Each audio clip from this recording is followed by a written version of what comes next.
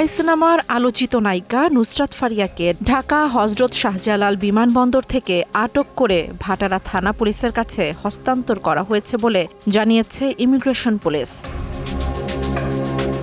ডিএমপির অতিরিক্ত police commissioner Nazrul Islam গণমাধ্যমে বলেন, তাকে ভাটারা থানায় হস্তান্তর করা হয়েছে।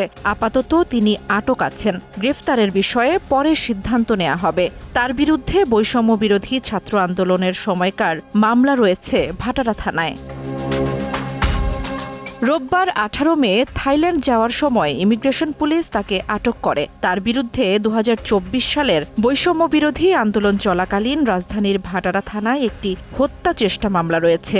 মামলায় বৈষম্য বিরোধী আন্দোলনের বিপক্ষে অবস্থান নিয়ে আওয়ামী লীগের অর্থের যোগানদাতা হিসেবে আসামি করা হয়েছে ঢাকাই চলচ্চিত্রের জনপ্রিয় এই নায়িকাকে।